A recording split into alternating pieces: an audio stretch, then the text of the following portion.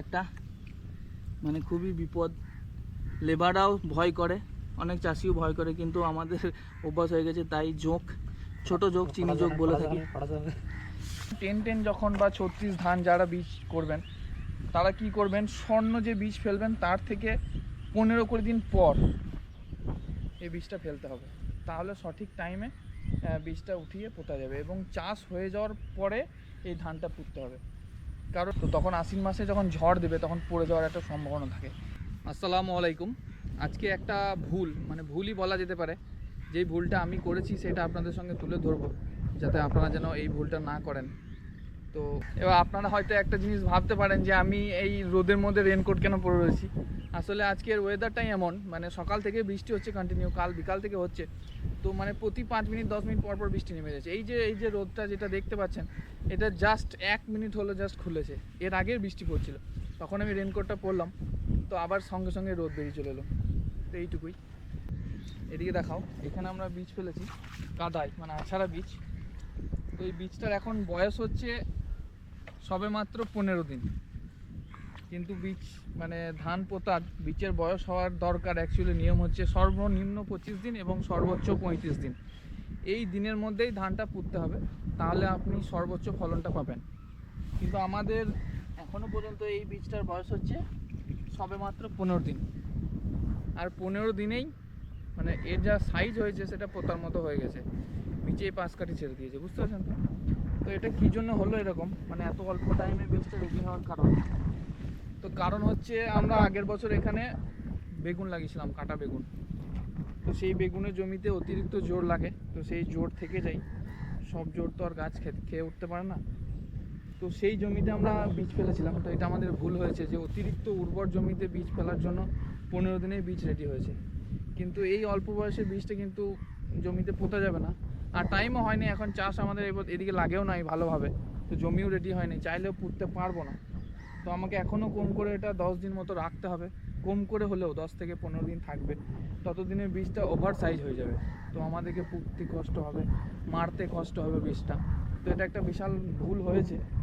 তো আপনাদেরকে আমি দেখাই কী পরিমাণ বীজের সাইজ হয়েছে। এদিকে নিয়ে আসো, আর এইটা দেখাই আপনাদেরকে। এটা তো আরও বড় হয়ে গেছে, এটা 10-10 আছে, গ্রীষ্মকালীন ধানের বীজ রাখার জন্য এটা করা হয়েছে 10-10 এবং মিনিকেট। কাছ থেকে দেখাও কি হাইট হয়েছে। এটা তো অলরেডি ওভার সাইজ হয়ে গেছে, কিন্তু বীজটা পরিপক্ক হয় নাই, নরম, বুঝতে পারছেন তো? গাছ যে শক্ত হয় সেটা হয় নাই, যেহেতু অল্প বয়স সেই জন্য, কিন্তু অতিরিক্ত জোরে উর্বরতার জন্য এটা লম্বা হয়ে গেছে।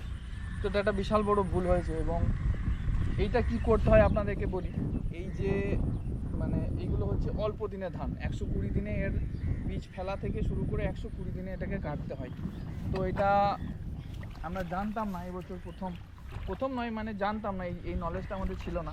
তো মিনিকেট বা 10-10 যখন বা 36 ধান যারা বীজ করবেন তারা কি করবেন, স্বর্ণ যে বীজ ফেলবেন তার থেকে 15-20 দিন পর এই বীজটা ফেলতে হবে, তাহলে সঠিক টাইমে বীজটা উঠিয়ে পোতা যাবে এবং চাষ হয়ে যাওয়ার পরে এই ধানটা পুঁততে হবে। কারণ কি বলি, কারণ যেহেতু এটা 30 থেকে 40 দিন কম টাইম লাগে, তো কি হবে, আশ্বিন মাসে যখন ঝড় দিবে তখন এই ধানটা কিন্তু শীষ দাঁড়িয়ে ধান পরিপক্ক হয়ে যাবে, তখন গোড়া ডগ ভারী হয়ে যাবে, গোড়া সরু থেকে যাবে। তো তখন আশ্বিন মাসে যখন ঝড় দেবে তখন পড়ে যাওয়ার একটা সম্ভাবনা থাকে। তো সেই জন্যে এই বীজের বয়সটা কমানোর জন্য এই বীজটাকেও দেরিতে ফেলতে হবে, এবং এই যে চাষটা করবেন ধানটা রোপণ করবেন সেটাও দেরিতে করতে হবে, তবেই সঠিক সময়ে সঠিকভাবে আপনি ধানটা কাটতে পারবেন। আশা করি বুঝতে পেরেছেন। তো এই ভুলটা আমরা এবছর করে ফেলেছি, আর কিছু করার নেই, যা করেন আল্লাহ উপরওয়ালা। তো চাষ করে যেতে হবে এবং পুঁতেও দিতে হবে যা হয়। কিন্তু আপনারা যেহেতু যারা জানেন না, তাদের আপনাদেরকে জানানোর জন্য এটা বলে দিলাম, এই ভুলটা করবেন না, এবং আমরাও পরবর্তীতে এই জিনিসটা মাথায় রাখবো। তো এখন আমি কি করব, কিছুটা দপকানোর জন্য এটাতে আমি বেশি পরিমাণে কাঠাতে কেজি পরিমাণে পটাশ আমি ছড়াবো, যতটা আর কি দাঁড়াই। পটাশ দিলে তো একটু গাছটাকে গ্রোথটা থমকে দেয়। তো আমি এই মুহূর্তে এখানে কাঠা 5 মতো বই 5 কেজি পটাশ আমি ছড়াবো। একটা খুবই বিপদ। লেবাররাও ভয় করে, অনেক চাষিও ভয় করে, কিন্তু আমাদের অভ্যাস হয়ে গেছে, তাই ছোট যোগ চিনি যোগ বলে থাকি। তো এটাকে নিয়ে জাস্ট খেলা করছি, একটু দেখি কি হয় এর কন্ডিশন। একটু রাসায়নিক সার দিয়ে দিই। হ্যাঁ দেখছেন কি পরিমাণ মানে রিয়াকশন করে, যে রক্ত বেরিয়ে চলে আসছে। মানে নুন দিলে যে কাজটা হয় পটাশের একই, মানে রক্ত বের করে দিচ্ছে।